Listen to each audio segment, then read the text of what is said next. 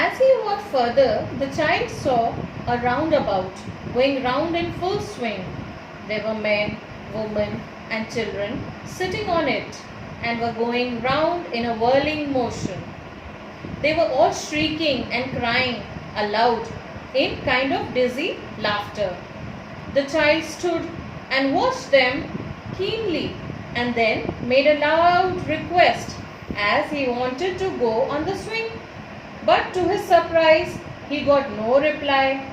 He turned to look at his parents, but he could not see them. He looked in all directions, but still could not see them. He got worried and started crying. Then suddenly he ran from the spot, crying in fear. As he ran shouting out for his parents, tears rolled down from his eyes. His face was hot and flushed due to fear. He began to panic and ran first in one direction and then in another, not knowing where to go. He yelled out loudly for his father and mother. His yellow turban came off and his clothes became muddy.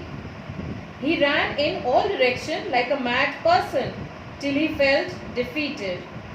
His loud cries now changed into soft sobs. At a little distance, he could see men and women talking. He tried spotting his parents in the crowd, but he could not.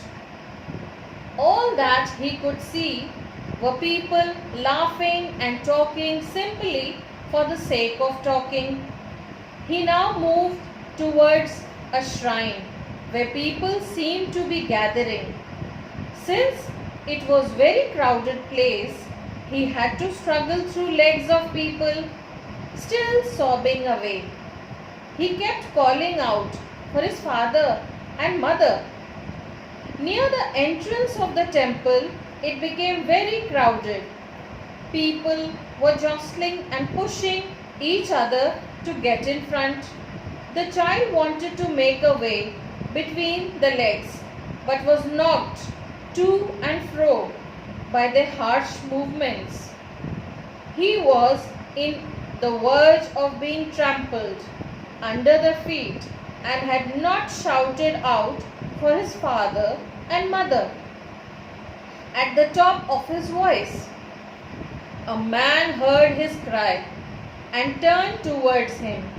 He bent down and lifted him up in his arms. The man who picked up the boy asked him how he got there and whose child he was. He took him out from the crowd into the open space. The child cried even more bitterly and kept saying he wanted to see his mother and father. The man tried to calm him down by distracted him. He took him to the roundabout and asked if he would like to take a ride. The child cried out even more loudly and repeated that he wanted his mother and father. The man then took him to the snake charmer and then to draw his attention to the music from the flute, but the child just shouted in his ears that he wanted again his mother and father only.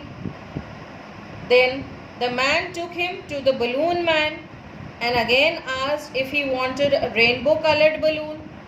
The child sobbed again and said he just wanted his mother and father. The man made yet another effort to calm the child and took him to the flower seller sitting near the gate and drew his attention to the nice smell of flowers. He asked if he wanted to put a garland around his neck. The child turned his nose away and said that he wants his parents. Finally, the man thought he could humor him up by tempting him for the sweets. But it was all in vain. The child simply said that he wanted only his mother and father.